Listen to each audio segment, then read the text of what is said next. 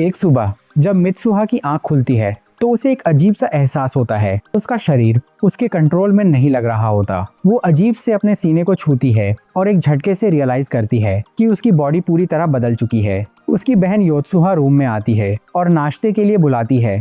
फिर दूसरे दिन कहानी में एक अजीब मोड़ आता है। अगली सुबह जब मित्सुहा अपनी नींद से उठती है और नाश्ते पर जाती है तो उसकी दादी उसे देखकर कहती हैं कि आज तुम ठीक लग रही हो। मित्सुहा को ठीक से कुछ समझ में नहीं आता है और वो स्कूल चली जाती है।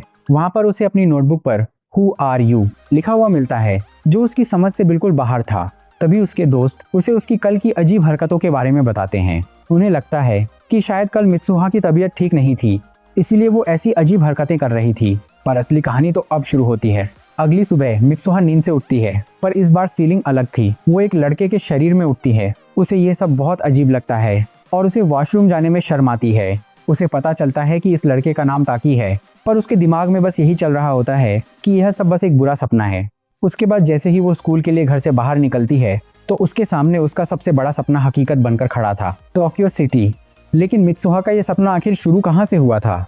असल में कहानी की शुरुआत हुई थी इटोमोरी नाम के एक बहुत ही खूबसूरत और शांत गांव से। यहाँ मित्सुहा नाम की एक टीनेज लड़की अपनी छोटी बहन योत्सुहा और अपनी दादी हितोहा के साथ रहती है। मित्सुहा का परिवार गांव के एक पुराने श्राइन की देखभाल करता है। एक दिन श्राइन के एक पुराने रिचुअल के दौरान मित्सुहा और उसकी बहन को एक बहुत ही एंशिएंट ट्रेडिशन निभाना पड़ता है। इस रिचुअल में उन्हें चावल के दानों को चबाकर एक कंटेनर में डालना होता है, जिससे वो फर्मेंट होकर एक स्पेशल वाइन बन जाए। इस वाइन को कुचिकामिजाके कहा जाता है। यह वाइन सिर्फ एक ड्रिंक नहीं है। दादी बताती हैं कि यह इंसान की आत्मा का आधा हिस्सा दर्शाती है और यह उस पवित्र मुसुबी का हिस्सा है जो वक्त और लोगों को जोड़ता है। पर मित्सुहा के लिए यह सब बहुत एम्बैरेसिंग था। जब वो रिचुअल कर रही होती है तो उसके स्कूल के दोस्त उसे देख रहे होते हैं। मित्सुहा एक मॉडर्न सोच वाली लड़की है। उसे इस छोटे से टाउन की दबी हुई जिंदगी, पुराने रीति रिवाज बिल्कुल भी पसंद नहीं है और वो इस गाँव की लाइफ से आजाद होना चाहती है।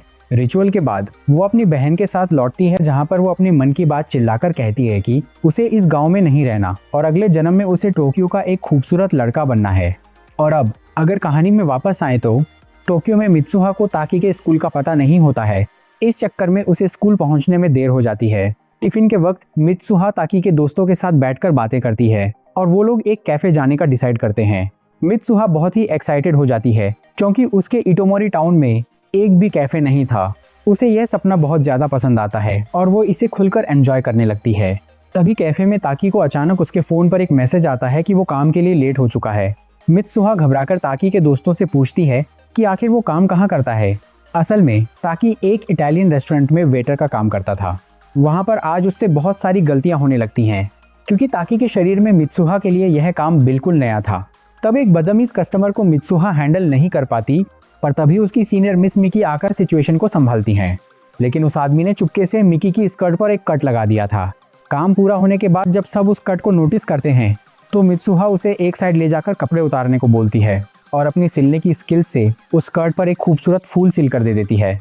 घर वापस आने के बाद मित्सुहा ताकी के फोन पर आज उसने जो भी किया था वो सब नोट्स ऐप में लिख देती है। तभी उसे अपनी नोटबुक का वो हु आर यू वाला सवाल याद आता है। वो एक मार्कर लेती है और ताकी के हाथ पर मित्सुहा लिखकर सोने चली जाती है। अगली सुबह ताकी अपने असली शरीर में जागता है। हाथ में मित्सुहा का नाम और अपने मोबाइल पर लिखी हुई अनजान चीजों को देखकर वो पूरी तरह चौंक जाता है। फिर स्कूल में उसके दोस्त उसका मजाक उड़ाते हैं कि क्या आज उसे याद है कि काम पर कहाँ जाना है। ताकी को कुछ समझ नहीं आता, पर वो उन नोट्स को लिखने के लिए अपने दोस्तों को ही जिम्मेदार ठहराता है और काम पर चला जाता है। वहाँ पर बाकी सब मेल को वर्कर्स ताकी को देखकर जलने लगते हैं और ताकी को यह भी पता चलता है कि कल वो मिकी को घर तक छोड़ने गया था।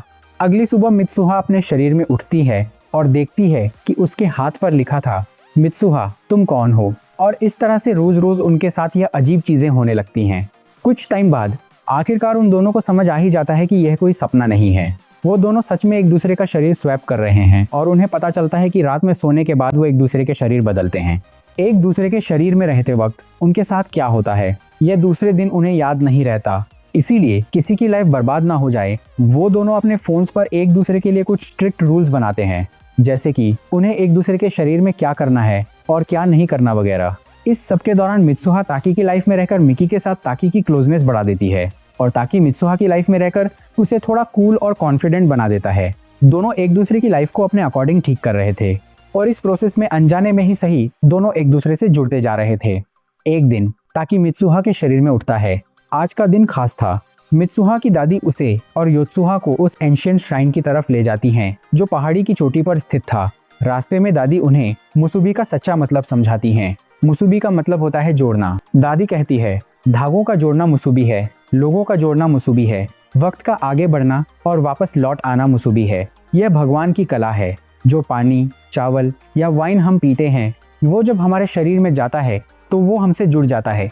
ये भी मुसुबी है। श्राइन में पहुंचकर ताकि उस कुचिकामी जाके की बोतल को भगवान के सामने अर्पण कर देता है। दादी सडनली ताकि की आंखों में देखती हैं और कहती हैं, तुम मित्सुहा नहीं हो, है ना? ताकि चौंक जाता है। अगले दिन ताकि अपने असली शरीर में उठता है। फोन चेक करने पर उसे मित्सुहा का एक नोट मिलता है कि आज ताकि और मिस मिकी की डेट है जो मित्सुहा ने सेट की थी। ताकि पैनिक कर जाता है और जल्दी से डेट के लिए रेडी होता है। हमेशा की तरह उसने अपने रिस्ट पर एक लाल धागा बांधा होता है। हालांकि उसे याद नहीं था कि यह धागा उसे किसने दिया था। डेट ठीक ठाक शुरू होती है पर मिकी नोटिस करती है कि ताकि आज थोड़ा बदला बदला लग रहा है। असल में मिकी को ताकि का वो सॉफ्ट साइड जो एक्चुअली मित्सुहा थी उसे ज्यादा पसंद आने लगा था। डेट के एंड में मिकी प्यार से कहती है, तुम्हारा किसी और पर ध्यान है ना? ताकि कुछ बोल नहीं पाता और डेट वहीं खत्म हो जाती है। वहीं पर शाम को ताकि उदास होकर मित्सुहा के नोट्स चेक करता है। लास्ट लाइन में मित्सुहा ने लिखा था, आज रात आसमान में टियामेट कॉमेट दिखने वाला है। ताकि अजीब फील करता है क्योंकि आज आसमान में कोई कॉमेट नहीं था। वो मित्सुहा को कॉल लगाता है पर फोन अनरीचेबल आता है। ताकि को रियलाइज होता है कि इस स्वैपिंग गेम के दौरान अनजाने में ही सही उसके दिल में मित्सुहा के लिए एक खास जगह बन गई थी। वो उससे बात करना चाहता था पर अचानक से उस दिन के बाद उनका शरीर बदलना हमेशा के लिए बंद हो गया। दिन और हफ्ते बीत गए। स्वैप्स बंद हो चुके थे। ताकि मित्सुहा को भूलने लगा था। उसके फेस की डिटेल्स धुंधली होने लगी थी पर उसके दिल की बेचैनी कम नहीं हुई। उसे गांव का नाम याद नहीं था, बस उसकी तस्वीर उसके दिमाग में छपी थी। उसने दिन रात एक करके उसके मेमोरी से उस गांव की बहुत सारी स्केचेस बनाई और अकेले ही उस जगह को ढूंढने निकल पड़ा। उसके बिहेवियर को देखकर उसके दोस्त तसुकासा और मिस मिकी भी उसके पीछे आ गए। उन्हें लग रहा था कि ताकि किसी मेंटल स्ट्रेस में है। तीनों मिलकर पूरा दिन लोगों को वो स्केचेस दिखाते रहे पर किसी ने उस गांव को नहीं पहचाना। ताकि की उम्मीद टूट रही थी। शाम के वक्त वो एक दुकान पर रुकते हैं। वहाँ काम करने वाली एक औरत ताकि की स्केच देखकर कहती है, यह तो इटोमोरी है। और अब ताकि को उस गांव का नाम भी याद आ चुका था। पर दुकानदार का अगला सेंटेंस उनके पैरों तले जमीन खिसका देता है। लेकिन वहाँ तो अब कोई नहीं रहता। और उसका दोस्त भी उसे बताता है कि 3 साल पहले 2013 में एक कॉमेट का एक टुकड़ा उस गांव पर गिरा था। पूरा गांव तबाह हो गया और लगभग 500 लोग मारे गए थे। ताकि सुन्न पड़ जाता है। वो तुरंत उस जगह जाता है जो अब एक झील में बदल चुका था। ताकि को समझ नहीं आ रहा था, अगर गांव 3 साल पहले तबाह हो गया था तो वो पिछले 1 महीने से किसके शरीर में जा रहा था? वो किससे बात कर रहा था?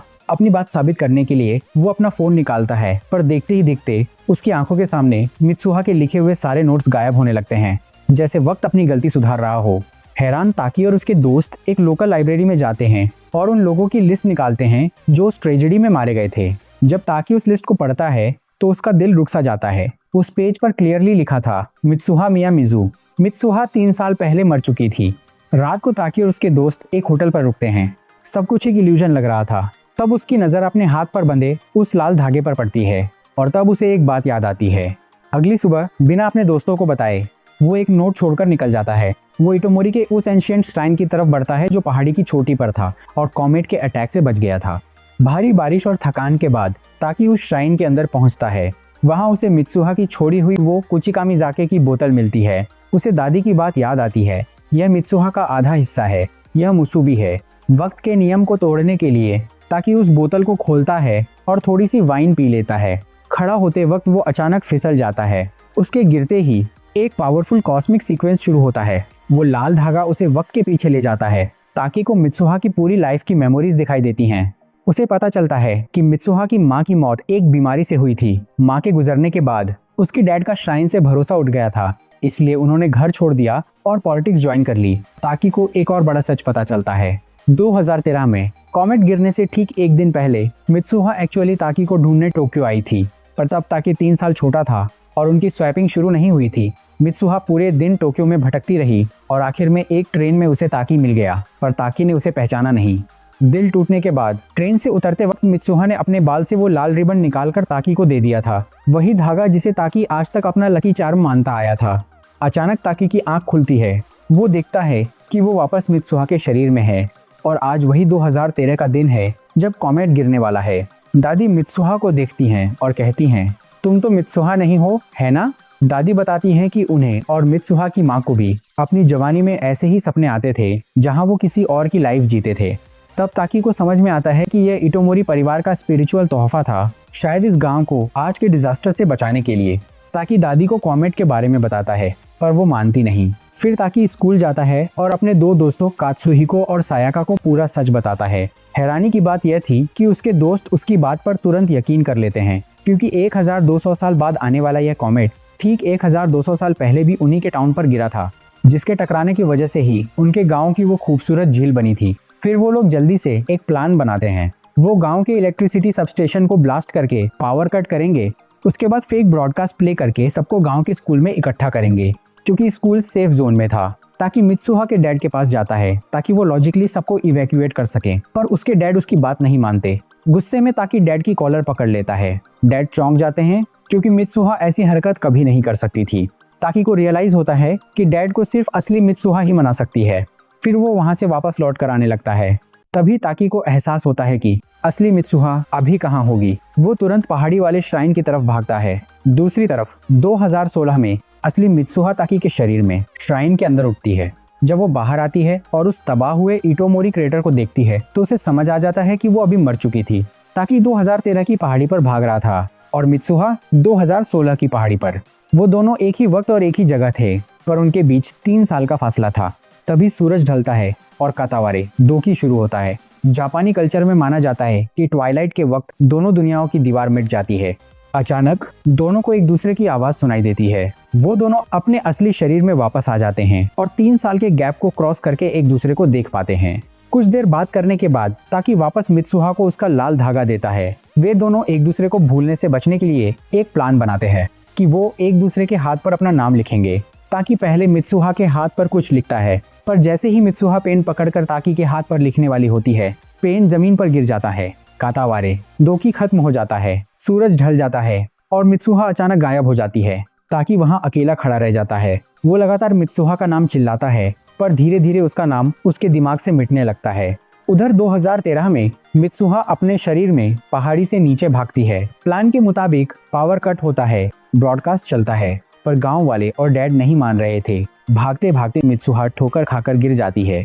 वो भी ताकि का नाम भूल रही होती है। वो अपने हाथ को खोलकर देखती है जहां ताकि ने अपना नाम लिखा था, पर वहां नाम की जगह लिखा था आई लव यू। यह पढ़कर मित्सुहा के दिल में एक ऐसी हिम्मत आती है कि वो सीधा अपने डैड के पास जाती है और बिना डरे उनकी आंखों में देखती है। डैड उसकी आंखों में वो सच्चाई देखकर समझ जाते हैं और उसके बाद आसमान से कॉमेट 2 हिस्सों में बंटकर इटोमोरी पर गिरता है। सब कुछ तबाह हो जाता है। 5 साल बीत जाते हैं। ताकि अब बड़ा हो चुका है और टोक्यो में जॉब इंटरव्यूज दे रहा है। उसे पास्ट का कुछ याद नहीं है। उसे कोई नाम याद नहीं, किसी का चेहरा याद नहीं, पर उसके दिल में हमेशा एक अजीब सा खालीपन रहता है। उसे लगता है जैसे वो हमेशा किसी खास इंसान, किसी बहुत ही प्यारे शख्स को ढूंढ रहा है। दूसरी तरफ मित्सुहा भी अब टोक्यो में रहती है। असल में उस रात उसने अपने डैड को मना लिया था और पूरा गांव सेफ जोन में चला गया था, जिससे सबकी जान बच गई। पर मित्सुहा के दिल में भी वही सीने में चुभने वाला खालीपन था। वो दोनों अक्सर एक ही शहर में होकर एक दूसरे के पास से गुजर जाते थे। उन्हें किसी खास का एहसास तो होता है, पर कभी एक दूसरे का चेहरा नहीं देख पाते। एक दिन दोनों अलग अलग ट्रेन्स में सफर कर रहे थे। ट्रेन्स एक दूसरे के पैरेलल आती हैं और दोनों की नजरें ट्रेन की खिड़कियों से टकराती हैं। उनकी आत्माएं एक दूसरे को तुरंत पहचान लेती हैं। अगले ही स्टेशन पर दोनों ट्रेन से उतरकर एक दूसरे की ओर भागने लगते हैं। भागते भागते वो एक सीढ़ी पर आकर आमने सामने होते हैं, पर दोनों बात करने से हिचकिचाते हैं। दोनों बिना कुछ बोले एक दूसरे के बगल से गुजरने लगते हैं। दिल टूटने ही वाला होता है कि ताकि रुकता है। वो मुड़ता है और पूछता है, क्या हम पहले मिले हैं?